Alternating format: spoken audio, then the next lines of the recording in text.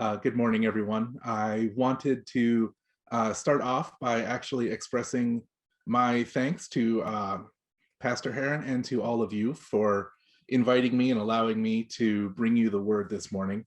Um, I know she said it was a gift to her, but it is also a gift to me to have this opportunity. So thank you. So a lot when I'm writing by reading through the gospel text several times over, just to get a feel for what the story is about and start thinking about what the people in the story and thinking and feeling as the events happened. It can be really useful to translate in my head the way the gospels are written to make them more vibrant and a little more characterized than the original text can sometimes be. So that's how I started out reading today's gospel. I thought about crowds at the temple in Jerusalem. I thought about after the money changers and merchants. And I thought about the shock of the crowd. Told them that he would rebuild the temple in 3 days. But then I got caught by something else. There's a line in this story that doesn't quite fit with the rest of it. So most of the text here is telling us about, story, what they said, what they did. But then right in the middle of it, the author addresses us, the readers, directly. It's the line, but he was speaking of the temple of his. We're getting an insider tip what Jesus was talking about direct from the source. So this in the story saying this. It's not Jesus, it's not any of the disciples, it's not the crowd. As far as the text shows, the people Jesus was speaking to right then had no idea what he meant. But the author thought it was that they included it, almost like a footnote for future readers. Quick aside for some background information here, for anyone who isn't familiar. The Gospel of John was written around 60 to 70 his death.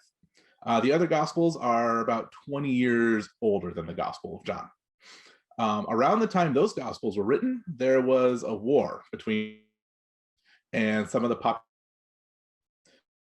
war. The Roman retook control of Jerusalem and destroyed the Jewish temple.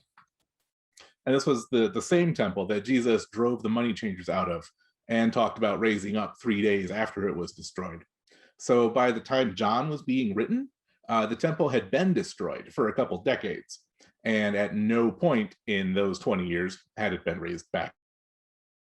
So John really wanted to include this story about Jesus, but the claim about raising it in 3 days clearly didn't fit with what everyone knew had happened. And so we get our foot. Jesus was speaking of the body. I found it really interesting that we'd have a clear indicator that the physical temple in Jerusalem isn't the most important thing going on right in the middle of a narrative about things that happened at the physical temple in Jerusalem.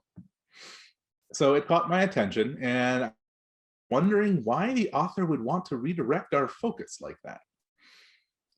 And I found some wisdom that helped me our Old Testament reading for today.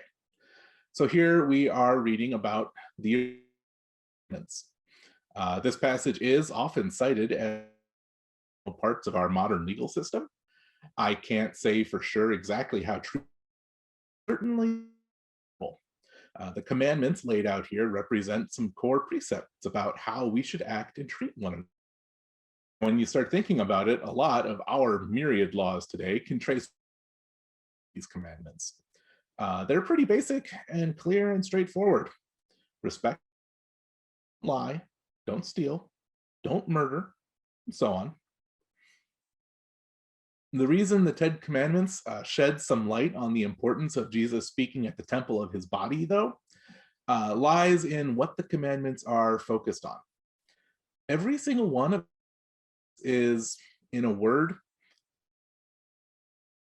They are all directives about how we are supposed to relate. The first three to God, and the remaining seven to each other. Notably absent in the Ten Commandments are any that deal with ritual or hierarchy or structural authority. There's nothing in there about how to make a burnt offering. There's nothing there about how to decide who gets to be in charge. Nothing about what powers they're supposed to have. There are simply directives about how people should understand their relationship with God and about how they should treat one another. Right here, because our gospel spends a lot of time talking of the Jewish religion, in particular, is not all that concerned about going to rituals, make offerings, or even try to take it over. Really, his biggest concern about the temple appears to be that people are using it to exploit worshipers, which Jesus is clearly not a fan of. It's an important reminder to us that the Son of God, the Messiah whose teachings we follow and whose church we make real in the world, concerned with imposing physical. Jesus's teachings, like the Ten Commandments, focused on how we should treat one another. Think about all the times in the Gospels when religious authority figures tried to get Jesus in trouble because proper rules and laws, and how Jesus always responded to those challenges by demonstrating that showing love for one another was what God really desires from us, not strict adherence to a complex and often arcane set of laws. Jesus's body is our temple in a very real and immediate sense. Rooted not in a centralized power structure, imposing facade or metal or glass, but in the actual person of Jesus Christ.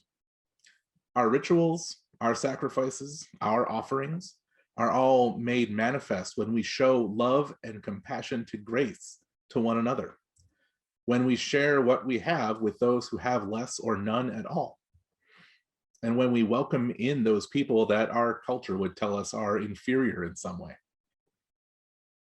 Even the signs that today's gospel mentions Jesus doing this. Think about the miracles that we learn about Jesus doing.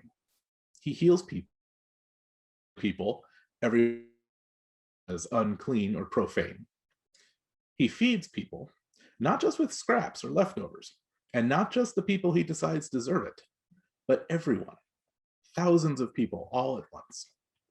His very first miracle was giving people something delicious and enjoyable to drink in order to save a party that was going to end early.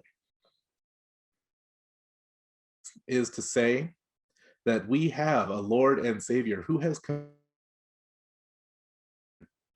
to focus our worship and adoration on caring for one another, for those in our communities and those outside our communities, for those who are ignored and derided and insulted and abused. We participate in Jesus raising up our temple every time we practice love and kindness in his name, and every time love and kindness.